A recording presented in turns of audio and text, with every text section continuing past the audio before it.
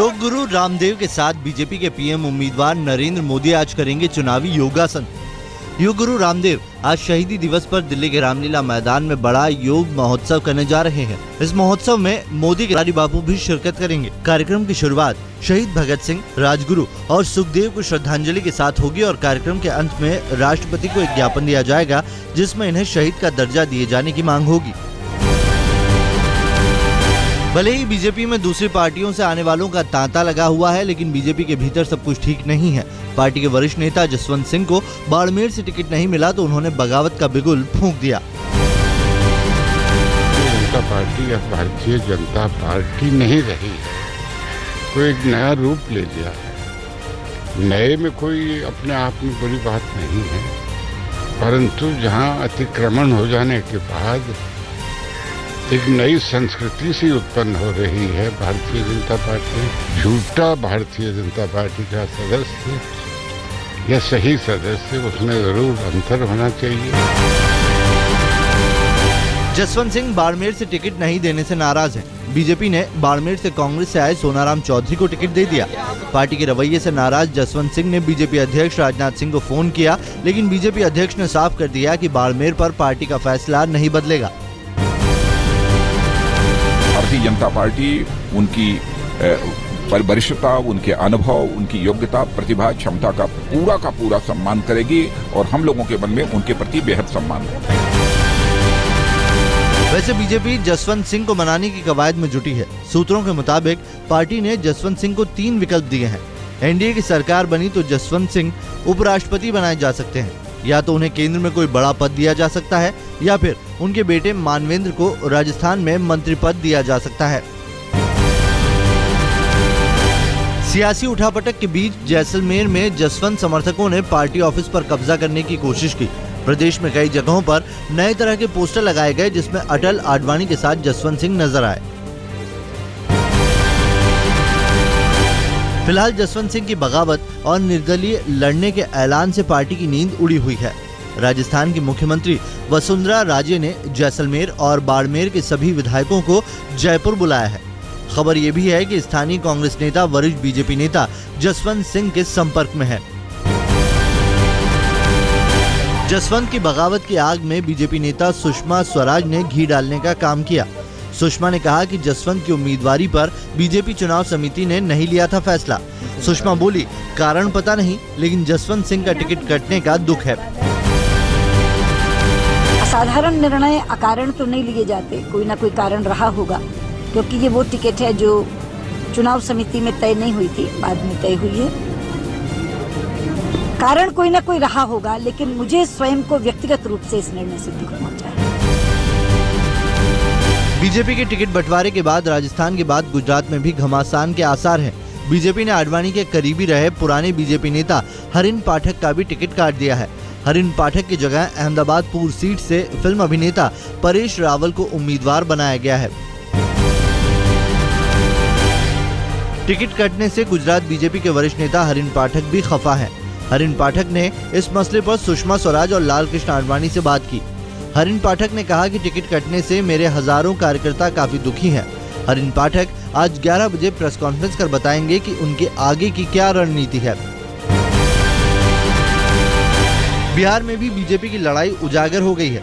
भाजपा के पूर्व सांसद लालमुनि चौबे टिकट न मिलने से नाराज हैं। बक्सर से 4 बार सांसद रहे बुजुर्ग बीजेपी नेता लालमुनि चौबे ने कहा है कि भाजपा में अब घटिया लोगों को टिकट दिया जा रहा है। बक्सर से बीजेपी ने अश्विनी चौबे को टिकट दिया है। शिवसेना नेता उद्धव ठाकरे की खरी के बाद बीजेपी नेता अरुण जेटली पार्टी के बचाव में सामने आ गए हैं। अरुण जेटली ने कहा कि आडवाणी जी का सम्मान बीजेपी में हमेशा बना रहेगा।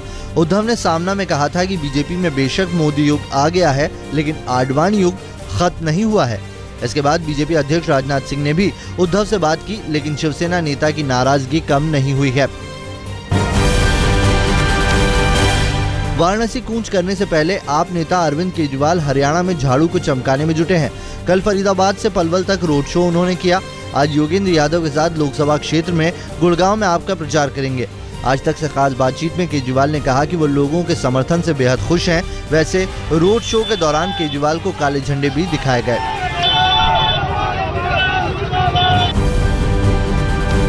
से आप हमारे साथ हैं। आपने देखा जो कह रहे थे मोदी वेव कहीं दिखाई दे रही है। मोदी के समर्थक 4 एक जगह मिले, 5 एक जगह मिले, बस। तो जनता आज एक सच्ची और ईमानदार राजनीति चाहती है, वो आम आदमी पार्टी में देखती है। केजरीवाल ने अभी वाराणसी से उम्मीदवारी का खुलकर ऐलान भी नहीं किया, लेकिन आप कार्यकर्ता वाराणसी में कैंप कर चुके हैं। आप कार्यकर्ता गली गली घूमकर जनता की नब्ज टटोल रहे हैं। मोदी को चुनौती देना केजरीवाल के लिए ठीक होगा या नहीं, ये जानने की कोशिश हो रही है। अरविंद केजरीवाल ने अपनी वैगनार कार रोहतक से आप उम्मीदवार नवीन जयहिंद को गिफ्ट में दे दी, क्योंकि जयहिंद के पास नामांकन के लिए कोई गाड़ी नहीं थी। नवीन जयहिंद हरियाणा के मुख्यमंत्री के बेटे दीपेंद्र हुड्डा के खिलाफ चुनाव मैदान में हैं। बेटी मीसा की जीत सुनिश्चित करने के लिए आरजेडी अध्यक्ष लालू प्रसाद यादव ने हद कर दी। हत्या और अपहरण के आरोपी रीतलाल यादव को चुनाव नहीं लड़ने के लिए मनाने लाव लश्कर के साथ उनके घर पहुंच गए। जेल में बंद दुर्दांत अपराधी रीतलाल यादव ने भी पाटलिपुत्र से अपनी उम्मीदवारी का ऐलान कर दिया है। लालू ने रीतलाल के परिजनों से बंद कमरे में लंबी गुफ्तगू की। कानपुर में विरोधियों का अनोखा मिलन हुआ। कांग्रेस प्रत्याशी श्री प्रकाश जायसवाल और बीजेपी उम्मीदवार मुरली मनोहर जोशी ने एक दूसरे से मुलाकात की। अरुण जेटली को उप प्रधानमंत्री पद के योग्य बताने के बाद पंजाब के मुख्यमंत्री प्रकाश सिंह बादल पलट गए। मुख्यमंत्री बादल ने कहा कि एनडीए में अरुण जेटली की अच्छी पोजीशन रहेगी तो ये पंजाब के हित में है। पश्चिम बंगाल की मुख्यमंत्री ममता बनर्जी ने बीजेपी और बीजेपी के पीएम उम्मीदवार नरेंद्र मोदी पर जमकर निशाना साधा। ममता ने बीजेपी के फंड जुटाने के तरीके पर सवाल उठाए और कहा, रैली के टिकट कैसे बेचे जा सकते हैं। ममता ने लोकसभा चुनाव के लिए अपना घोषणा पत्र जारी कर दिया है। चुनावी तारीख करीब आ रही है तो रैलियों का घमासान बढ़ता जा रहा है।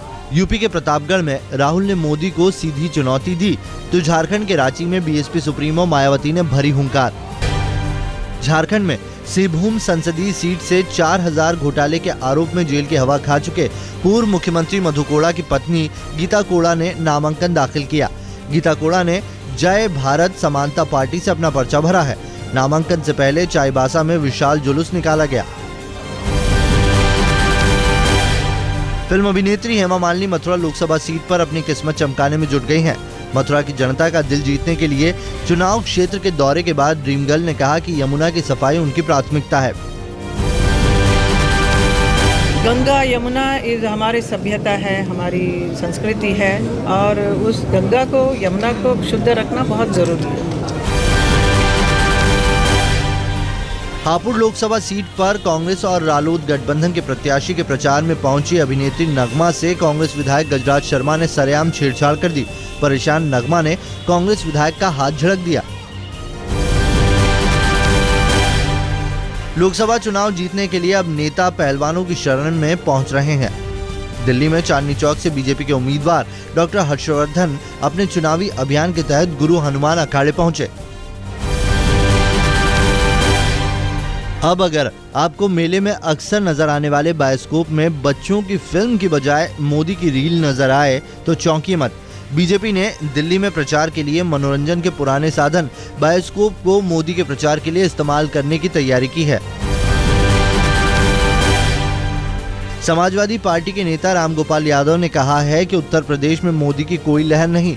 रामगोपाल यादव ने कहा कि पानी में कंकड़ी डालने से जितनी लहर पैदा होती है, मोदी की उतनी भी लहर नहीं।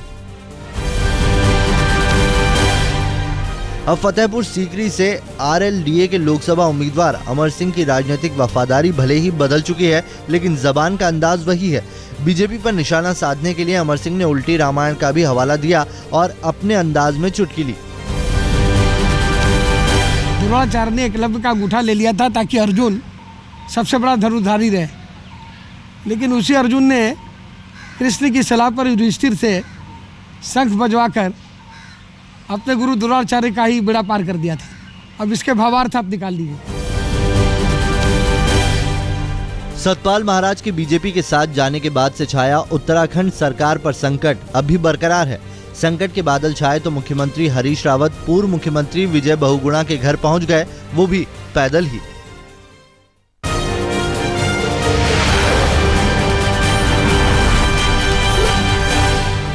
तीन महीने की मोहलत खत्म हुई और मुन्ना भाई फिर से जेल गए, लेकिन संजय दत्त की विदाई पर सबकी आंखें भर आई।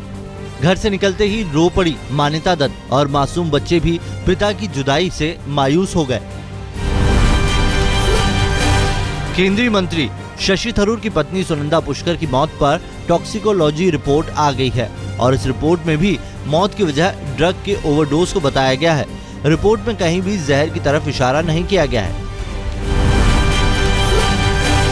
मुंबई दहानू हाईवे पर एक पेट्रोल टैंकर बेकाबू होने के बाद धमाके के साथ फट गया। इस हादसे में 7 लोगों की मौत हो गई तो 10 लोग जख्मी हुए।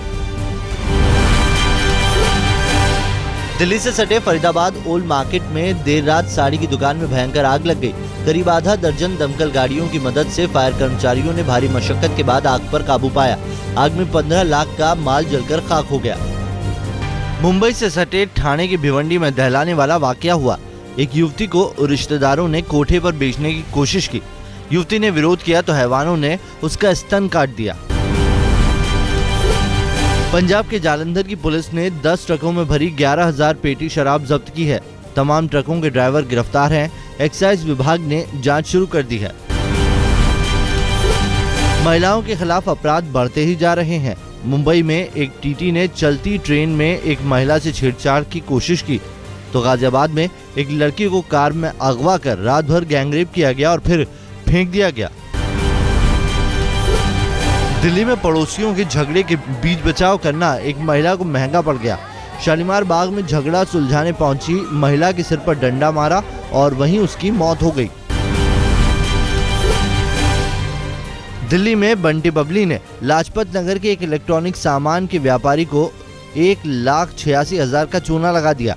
नवविवाहित दंपति बनकर सामान खरीदने पहुंचे बंटी बबली ने पैसे देने के लिए एक लोन क्रेडिट कार्ड का इस्तेमाल किया और सामान गलत पता पर डिलीवर करवाकर फरार हो गए।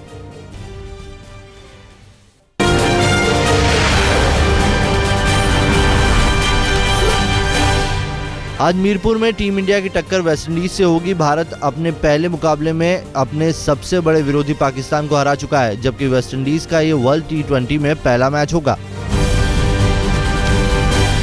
क्रिस गेल और सुनील नरेन से हो सकता है भारत को खतरा। गेल ने भारत के खिलाफ 2 T20 मैचों में 120 रन बनाए हैं और 98 रन उनका बेस्ट है। वहीं सुनील नरेन आज भारत के खिलाफ अपना पहला मैच खेलेंगे। वेस्टइंडीज टीम के कप्तान डेरिन सैमी ने टीम इंडिया को चेतावनी दी है। सैमी ने कहा है कि अगर भारतीय गेंदबाजों में हिम्मत है तो उनकी टीम को रोक कर दिखाएं। वर्ल्ड T20 में न्यूजीलैंड ने इंग्लैंड को 9 रन से हरा दिया। विजेता का फैसला डकवर्थ लुइस नियम से हुआ।